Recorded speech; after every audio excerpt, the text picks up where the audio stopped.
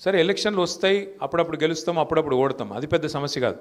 కానీ ఓడిపోవడం, అవతల వాడు కూడా మనకంటే మెరుగైన వాడైతే, మెరుగైన పరిపాలన అందించేవాడైతే, లేదా మనకంటే మెరుగైన సంక్షేమం అందించే వాళ్ళైతే వాళ్ళ చేతిలో ఓడిపోయిన బాధ అనిపించదు. కానీ ఇలా ఏమైంది కాంగ్రెస్ పరిపాలన?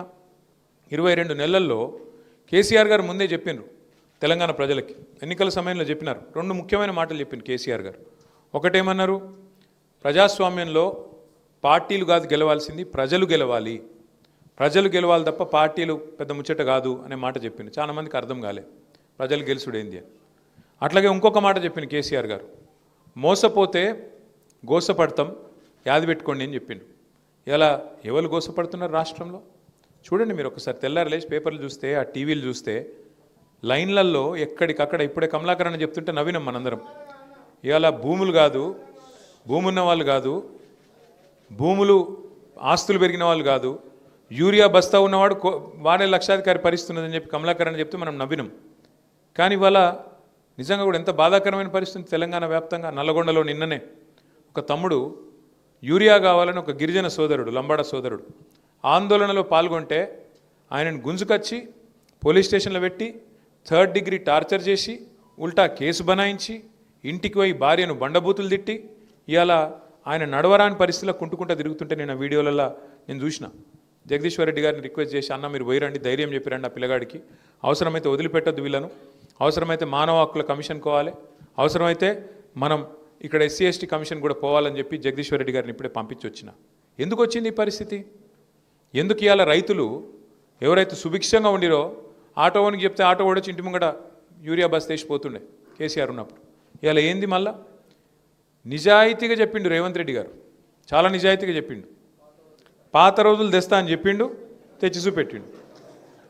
చెప్పుల లైన్లు, మళ్ళీ మనుషులు లైన్లా గుద్దుకునుడు, కొట్టుకునుడు, పోలీసులతో దెబ్బలు తినుడు, యూరియా కోసం పోయి పోలీసు వాళ్ళు కొడతాను రైతులను. ఇదివరకు ఎప్పుడైనా చూసినామా? రాహుల్ గాంధీ పెద్ద పెద్ద డైలాగులు చెప్తాడు ఢిల్లీలో, మొహబ్బత్కి దుకాన్ అంటాడు. ఇదేనా మొహబ్బత్కి దుకాన్? ఏది రైతులను పొట్టు పోలీసులు కొట్టుడు మొహబ్బత్కి దుకాన్ అంటే ఎంత సిగ్గుమాలిన ప్రభుత్వం అంటే వీళ్ళే కదా. ఇదే రాహుల్ గాంధీ వరంగల్కి వచ్చిండు, కిసాన్ డిక్లరేషన్, రైతు డిక్లరేషన్ అన్నారు. ఏం నరికిర్రల్లా? కేసీఆర్ 10,000 ఇస్తే మేము 15,000 ఇస్తాం రైతు బంధు, కేసీఆర్ 2 పంటలకు ఇస్తే మేము 3 పంటలకు ఇస్తాం, అట్లాగే బోనస్ ఇస్తాం అన్ని పంటలకు, 500 రూపాయల బోనస్, కనీస మద్దతు ధర మీదికెళ్ళి బోనస్ ఇస్తాం, ఎరువులు ఇస్తాం, విత్తనాలు ఇస్తాం, 2 లక్షల రుణం మాఫీ చేస్తాం.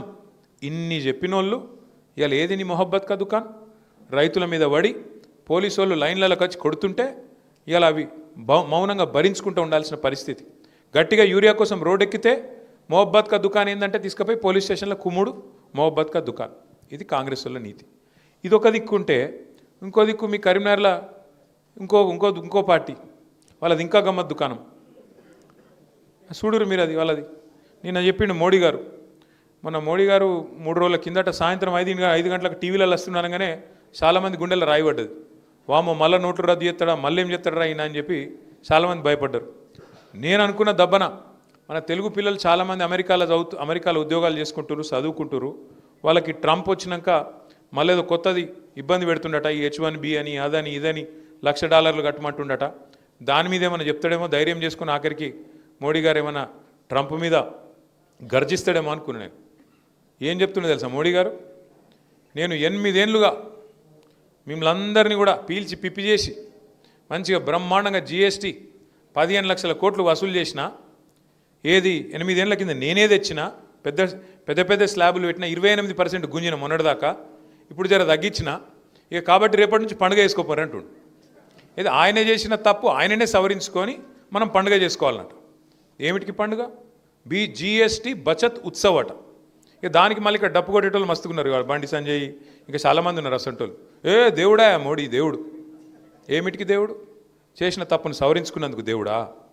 28% మొన్నటిదాకా గుంజి ఇప్పుడు దాన్ని బుద్ధి తెచ్చుకొని 18% చేసి 10% తగ్గించుకున్నామని డప్పు కొట్టుకుంటే దేవుడా? మరి మొన్నటిదాకా గుంజిని ఇస్తావా?